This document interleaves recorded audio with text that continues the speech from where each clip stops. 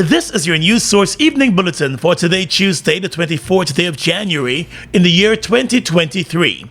I'm Gordon Mosley reporting. Here's what we're tracking tonight. Leading one of the largest ministerial trade missions to ever visit Guyana from Jamaica, the island's Minister of Industry, Investment and Commerce, Aubin Hill, said that more than 45 businesses that form part of his delegation stand ready to build partnerships with local companies as they seek to cash in as Guyana experiences unprecedented economic growth. With Guyana's economy expected to expand by 25.1% this year, having grown by 62.3% last year, Senator Hill said having lived in the Middle East for 21 years, he knows all too well the level of development that is in store for Guyana with the expansion of the oil and gas sector. He said Jamaica is ready and open to partnerships. So I know personally what Guyana is going to mean for the Caribbean region and for Jamaica. While the United States remains our large trading partner, Guyana is the natural economic hinterland for Jamaica. We have great relationships with Jamaica, with Guyana. We have always respected Guyana, and the same has gone for us. And we are so overjoyed to see a member of CARICOM, a partner that we value and respect, growing at the kind of growth rates that you're fashioning. The Jamaican delegation includes 75 business executives from more than 45 companies covering various sectors. According to the minister, his delegation includes some of Jamaica's leading businesses. And so I wanted the best of Jamaican business, the best of Jamaican ICT, the best of Jamaican contractors, the best of our Jamaican banks to be here on the ground floor to make sure that we're working with Guyana in partnership. And I want that to be very clear, in partnership with Guyanese, so that we can help build out what I say is a wonderful economic fruit that is being grown. And that's why we're here. During the course of the 4-day visit, the minister said the delegation is expected to participate in more than 110 business-to-business meetings as they seek to create partnerships in the areas of construction, energy, and ICT, among other areas. I brought the people who do concrete ventures, including very serious amount of concrete. We have 8 contractors here. Our biggest contractors. They build hospitals, they build schools, they build roads, they build water systems, they build power systems. We have another 11 ICT companies that do everything from telecom to your phone. And we have the biggest food company producer in the Caribbean, Jamaica Brothers Group, is here. During the course of this morning's meeting, the Jamaican Commerce Minister and his delegation engaged the Minister responsible for Finance, Dr. Ashley Singh, the Minister of Public Infrastructure, Juan Edgil, and the Minister of Tourism, Industry and Commerce, Anej Waldron. They looked at opportunities for investments here, including the opportunities stemming from Guyana's Gas to Shore project and the Amilo Falls hydropower project. The Jamaican senator said he's pleased with Guyana's local content legislation and the procurement system. As I said, living in the Middle East for a long time, I like the Guyanese content arrangement for government contracts. I believe that citizens have particular rights, and in a democracy, those must be met. So I have no problem having lived in the Middle East where people don't vote. But if you had to develop a business in Saudi Arabia or Kuwait or Oman when I was there, you have to have a local partner. And I think that's a good principle. In his presentation to the Jamaican delegation, Minister of Finance Dr. Ashley Singh not only spoke of the various developmental projects being executed by the Guyana government, but also the opportunities that exist for training. He said through the various technical institutes, Guyana is better positioning its human resource to operate in the existing and evolving sectors. Minister Singh also made it clear that the government's first obligation is to its people. He explained that while Guyana may turn to other countries for skill sets that are unavailable here, it is keen on providing jobs for Guyanese. More news coming up in just a moment. It's been a long time coming. Overdue, some might say, but now that it's here, it will change life forever, and it is here to stay. The future is now, transforming Guyana into the 21st century. Introducing GTT Fiber. Experience internet connectivity like never before. Speeds you deserve at prices you can afford from a name you can trust. Sign up today. GTT Fiber is here. GTT. Together, we rise faster.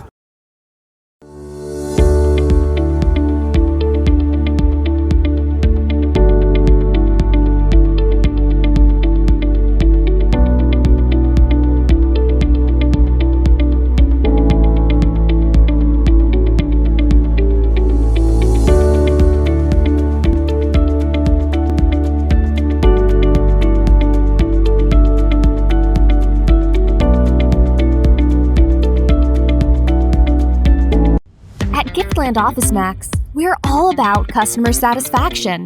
Whether it's clothing and shoes for the ladies, gents, and kids, or for the latest electronics or hardware appliance, we're always thinking of satisfying you, our dear customers. Now you can shop online at www.giftlandofficemax.com or visit us at the Giftland Mall, where we're happy to serve each and every one of you.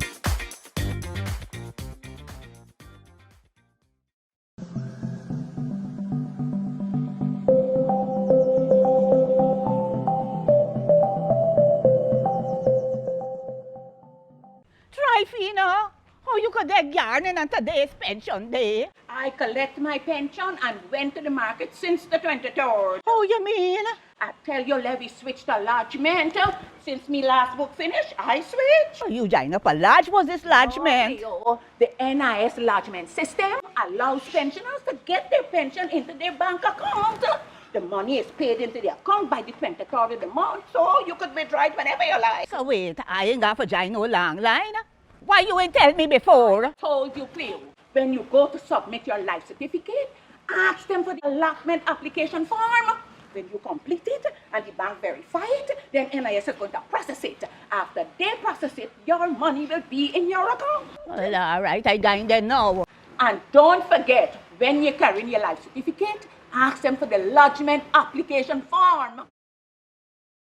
For further information, please visit the website at www.nis.org.gy, the National Insurance Scheme Facebook page, or your nearest NIS office. Get in the game with Buster. Win a full gaming setup, Xbox X, gaming chair, gaming speaker and headset, or any of over 60 weekly prizes like Oculus Quest 2, Mini 2 drone, Nintendo Switch, and many more top gaming prizes. Check below for details.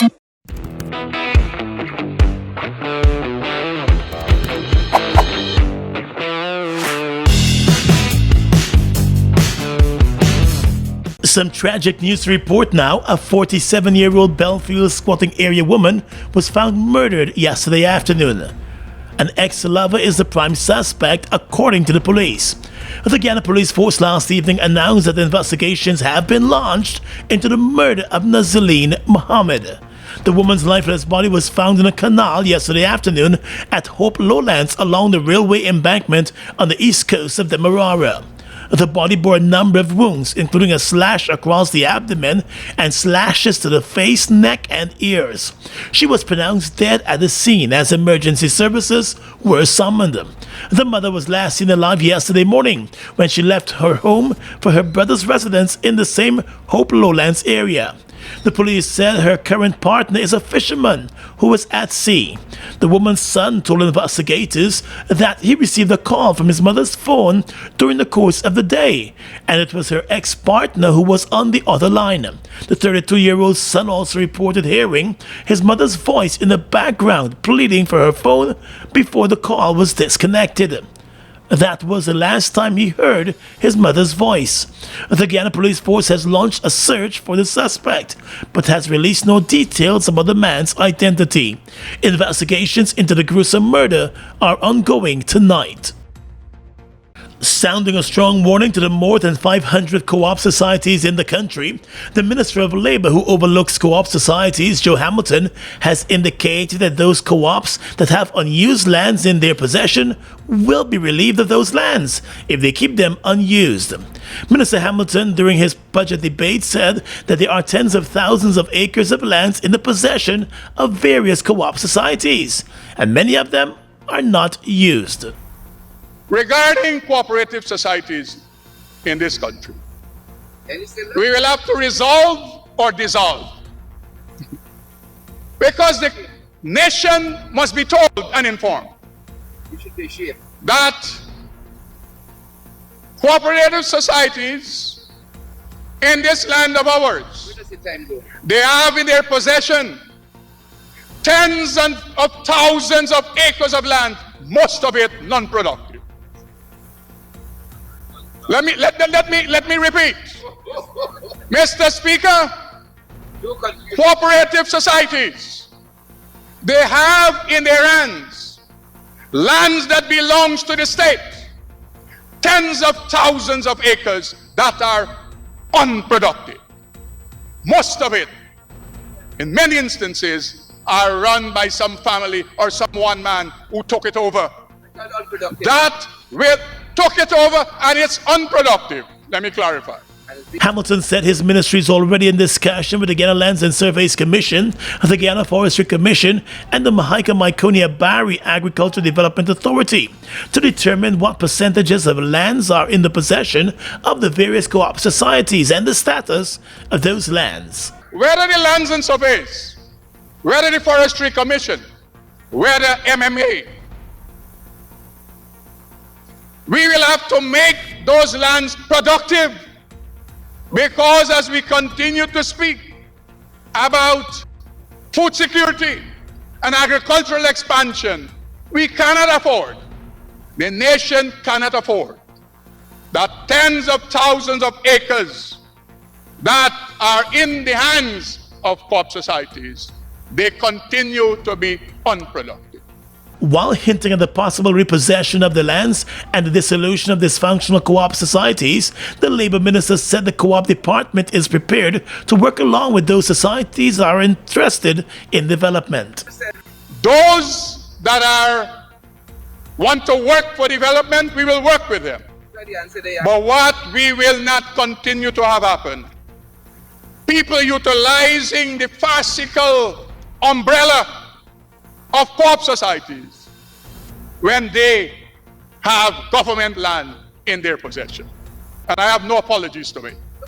The action, as I said, is either they resolve these matters or they will be dissolved. Hamilton noted the integrity audits into the more than 500 co-op societies have just concluded, and the co-op department will be taking necessary action based on the result of the audits. The APNU-AFC has lashed out at the government over its plan to repossess unused or underutilized lands that belong to co-op societies. Opposition MP Amanza Walton Desir said the move may be targeting a specific group of people in the country. Opposition Chief Whip Christopher Jones has called for a better working relationship to be developed between the government and the opposition, noting that the current situation has resulted in the non-appointment of several key officials. In addressing issues related to governance, Member of Parliament Jones said the opposition has always been ready to work with the government on important issues, but noted that there appears to be an unwillingness on the part of the government to engage. Comrade Speaker, they cannot be good governance unless there is the productive relationship between the opposition and government. This is not the case for the following reasons. A, refusal to engage the opposition on the identification of nominees for state boards. B, non-adherence to the constitutional procedures on the appointment of key constitutional bodies. Mr. Jones said the government's stance of not engaging the leader of the opposition on many important matters is unfortunate and creates a sense of uneasiness in the society. Engagement with the opposition is in the best interest of the country. It can promote stability at a time when it is needed. Given the investment the country is attracting as a result of the oil and gas sector and the ongoing infrastructural development. E, non-consultation of the main opposition on budget preparation and other important matters of national significance. On the other hand, Jones also said the failure by the National Assembly to have regular sittings is also hampering good governance in Guyana. There is clear need to make stronger and more effective. The opposite is the case. This is illustrated in the following developments. A, irregular holding of parliamentary committees. The Parliamentary Oversight Committee on Security, which is chaired by the Honorable Prime Minister of Guyana, has never met. The Standing Orders Committee, the Assemblies Committee, the Instrument Committee have all never met, and the scarcity in sittings of the National Assembly. The opposition chief whip noted that the bearing of opposition motions and unfair rulings of the speaker also remain matters of concern to the opposition. The opposition has repeatedly called out the government on issues related to governance and has even engaged the country's international partners and the diplomatic community on the matter.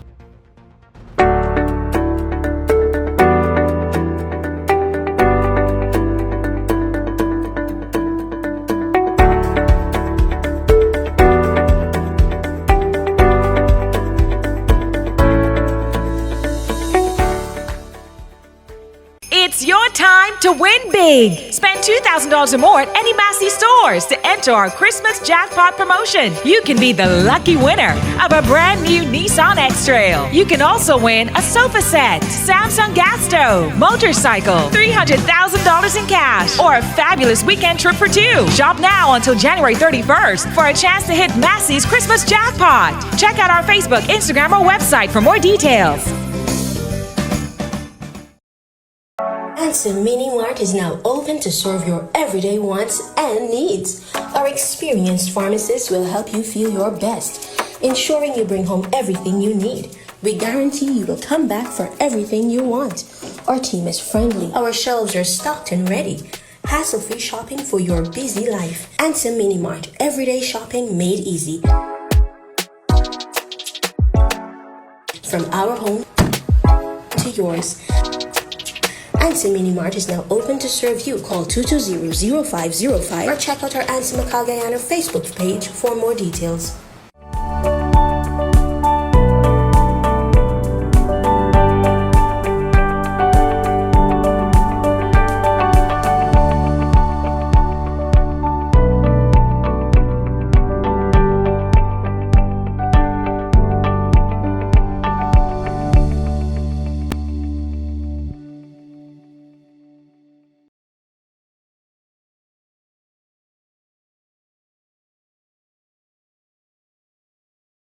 Well, in her efforts to fight back at opposition claims of discrimination by the Guyana government, the Minister of Public Service, Sonia Parag, has revealed that of the over 7,000 gold scholarships given out by the government in 2022, 46.3% of those scholarships were provided to Afro-Guyanese. The total number of gold scholarships awarded in 2021 was 6,000. The total number of gold scholarships awarded to Afro-Guyanese, 2,558, 42%, 42.6%. The total number of gold scholarships awarded in 2022, 7,410. Total number of gold scholarships awarded to Afro-Guyanese, 3,430, 46.3%. Parag was at the time defending the government's national budget. In terms of the distribution of scholarships by region, it was revealed that more than 3,000 scholarships were provided to persons residing in Region 4, while Region 3 received just over 1,400 and Region 6 received 894 scholarships. Over 500 scholarships, she said, were handed out to residents of Region 10. The minister also said the government is not in the business of discrimination, and she also noted that two sitting members of the opposition are also recipients of the scholarships from the current government. And Mr. Speaker, with the $1.8 billion allocated in this year's budget, we will surpass the target of 20,000 scholarships in 2023, 2 years early. So, Mr. Speaker, by 2025, we would have substantially increased the number from 20,000 to another. Promise delivered. The issuance of the government scholarships, she said, is in keeping with government's vision to modernize the public service, of which 69.5% of all employees are Afro-Guyanese. The public service minister also announced that the attendance at the University of Guyana will be free by 2025. Mr.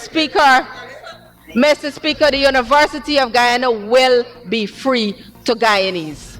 It will become free before 2025.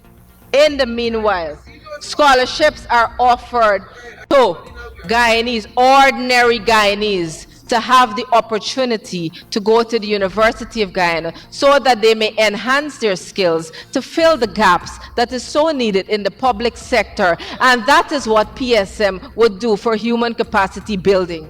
As part of its manifesto in the lead-up to the 2020 elections, the PP Civic had assured Guyanese a free tertiary education. The government has repeatedly stated that it will make good on that promise. Still with matters related to the public service, 1 month after it offered salary adjustments to several categories of healthcare workers and some members of the joint services, the government is moving to adjust the salaries of its foreign service officers, all as part of its commitment to resolving the disparities in the public sector salary scale. Addressing the National Assembly on Monday during the budget debates, the Minister of Public Service, Sonia Parag, disclosed that the government is currently assessing the salaries of workers within the Ministry of Foreign Affairs. The Ministry of Foreign Affairs is being looked at right now, and it will go across the public sector gradually as we go along, Mr. Speaker. That was a vision never had by the people who said that they care so much about public servants. Back in December, the government announced major salary adjustments for several categories of healthcare workers, and that resulted in some salary increases ranging from 13% to 74%. But while medical officers, specialist doctors, nurse aides, and patient care assistants, along with nurses and midwives, and even some pharmacists are in line to benefit from improved salaries starting from this month.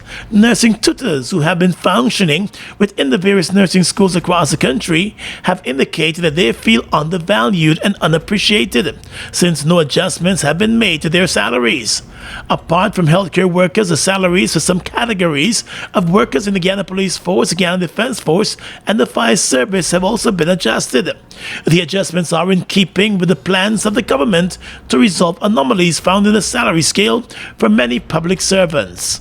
In 2020, a one-off bonus was given, a one-off cash grant was given of $25,000 to each public servant. In 2021, a salary increase of 7% was given. If you don't like it, give it up. In 2022, an 8% increase was given to public servants. But, Mr. Speaker, what the opposition does not understand, and I think they will never understand it because they don't know how to manage economically the purse of the country, is that when you are giving a salary increase for thousands of persons, you're talking over 60,000 people in the public sector, you have to talk about sustainability. So it will gradually increase. President Irfan Ali has said his administration will continue to examine salary adjustments for various categories of public servants across Guyana. Well, the opposition has accused the government of targeting those regions that have an APNU-AFC majority council in place. Opposition Member of Parliament Ganesh Mahipal told the budget debates on Monday that there has been a reduction in the allocations for regional development works for the 3 regional democratic councils controlled by the APNU-AFC. He noted that there were massive increases in the budgetary allocations for the regions governed by the PP Civic Councils. According to Mahipal, regions 4, 7, and 10, which are controlled by the coalition, saw a small increase in their overall allocations. That increase represents a decrease in funding for regional development when employment costs are subtracted. The regions won by the APNU-AFC continues to suffer with a decrease of resources, but the PPPC controlled regions all have significant increases. Yet this double standard, dictatorial, devious, diabolical, dangerous, and because they don't care regime want us to believe they are committed to equity and democracy. Mr. Mahipal called out the government for what he said has been its repeated failure to hold consultations with the RDCs to fully understand their needs and priorities. He explained that in many instances the budget requests of the regions were completely ignored. He contended that the underfunding of opposition-controlled regions is deliberate and follows a trend, noting that Region 4, which has the largest population and is also home of the capital, continues to be treated with disdain by the administration. It is clear that there has been no real increase in the allocations for regions 4, 7, and 10 RDC line item 6211. And I urge this government to re-evaluate their allocation of funds to ensure that our elected officials have the resources they need to effectively represent their communities. At the local level, Mahipol argued that a similar situation exists where certain councils are being targeted. He said there appears to be a deliberate targeting of Georgetown and the mayor of Georgetown for failing to carry out instructions by the PP civic government, although those instructions are against the law.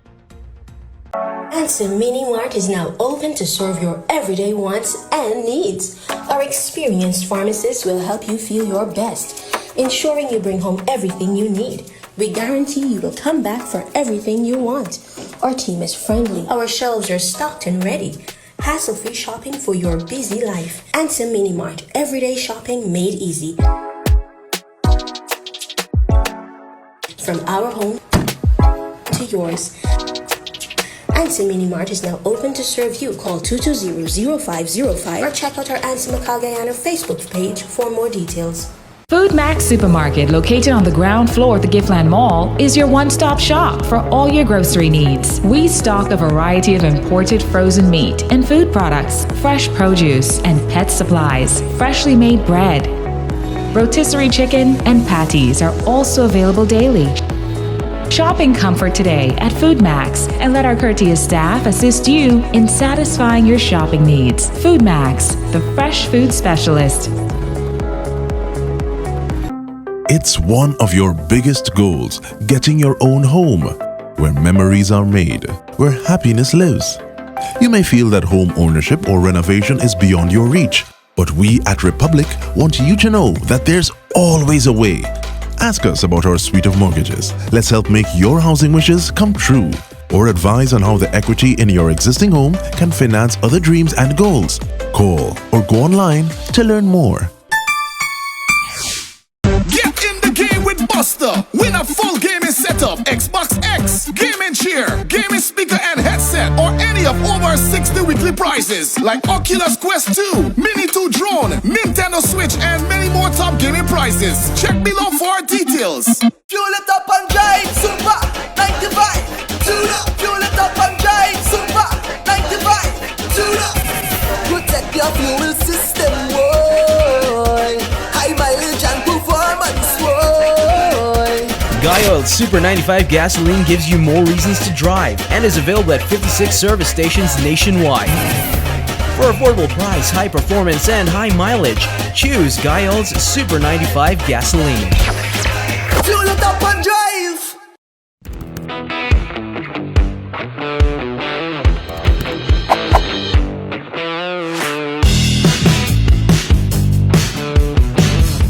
Across the region tonight, the International Monetary Fund has approved $105 million to help Haiti address severe food insecurity. The IMF made the announcement on Monday as the Caribbean country faces widespread shortages amid a humanitarian crisis. The payment under the IMF's Food Shock Window program is set to address urgent balance of payment needs related to the global food crisis. The bank said that record price inflation worsened Haiti's fragility and compounded the suffering of Haiti's population, already affected by a severe malnutrition. It said funds will be allocated to those most affected by food price increases through feeding programs, cash and in-kind transfers to vulnerable households and other measures. Authorities should carefully control, track, record and publish all spending related to the emergency response, the IMF said. The $105 million, which is 0.5% of Haiti's gross domestic product, corresponds to an expected financing gap in 2023 as the country battles a cholera crisis and severe food shortages, compounded by widespread violence from criminal gangs. The Public Prosecution Service in Suriname says the cargo of more than 1,000 kilos of cocaine intercepted in Jamaica earlier this month did not come from Suriname. The office was responding to media reports in Suriname about the bust which took place in Kingston, Jamaica, that a cargo of illegal drugs may have come from Suriname with China as its final destination. The Public Prosecution Service in Suriname said that through the Judicial Intervention Team, the Public Prosecution Service made inquiries with the police, customs, and the Military Intelligence Service of Jamaica, and it is clear that the drugs did not come from Suriname. Jamaican authorities had confirmed that a shipment of more than 1,500 kilograms of drugs had been intercepted at the Bustamante port in Kingston. The container with the drugs was found on the ship, which was traveling from Colombia. And finally tonight, international news. The U.S. state of California is reeling from its third mass shooting in 8 days after a man shot dead 7 former co-workers south of San Francisco. The attacks took place in the coastal city of Half Moon Bay. The victims were all Chinese-American farm workers. The 67-year-old suspect, Zhao Chunli, was arrested after driving to a police station. The latest shooting comes as the state is currently mourning the death of 11 persons who were shot dead earlier this week. And just over a week ago, 6 people, including a teenage mother and baby, were killed at a property in Central California. The governor of California, Gavin Newsom, tweeted that he was at the hospital meeting with victims of the earlier mass shooting when he was pulled away to be briefed about the second attack, describing it as tragedy upon tragedy. And that's your News Source Evening Bulletin for tonight. I'm Gordon Mosley reporting and encouraging you to stay safe.